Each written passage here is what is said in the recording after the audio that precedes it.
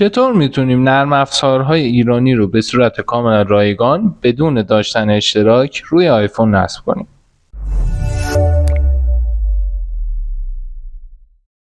همیشه بزرگترین دغدغه کاربرای ایرانی این بوده که نرم افزارهای ایرانی رو بدون داشتن اشتراک سیب اپ، سیبچه یا غیره روی آیفون نصب کنن. امروز میخوام یه سایت بهتون معرفی کنم که به صورت کاملا رایگان بتونین این کار رو انجام بدین. اما قبلش میخوام ازتون دعوت کنم حتما به سایت ما یه سری بزنین با آدرس apple-repairer.ir که بتونین از مقالات آموزشی ما نهایت استفاده رو کنین.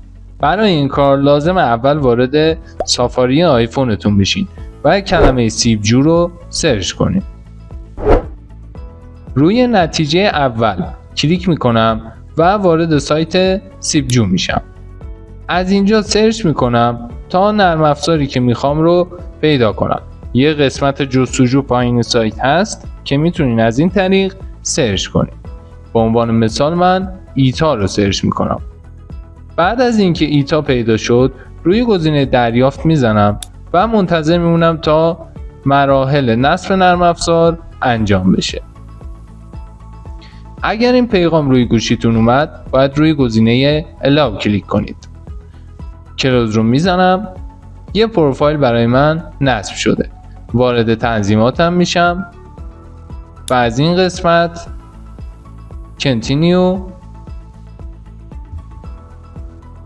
این قسمت چون باید پسورد اپل آیدی رو وارد کنم من ویدیو رو کات میکنم.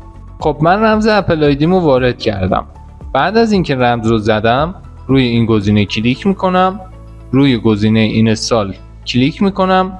پسورد گوشی من وارد میکنم و مجدد روی گزینه اینستال میزنم. دوباره اینستال داون و همینطور که میبینین نرم افزار به صورت کاملا رایگان برام نصب شد. و همین راحتی میتونین از نرم افزارهای ایرانی استفاده کنین بدون اینکه هیچ پولی برای اشتراک ها بپردازید. موفق و پیروز باشید. خدا نگهدار.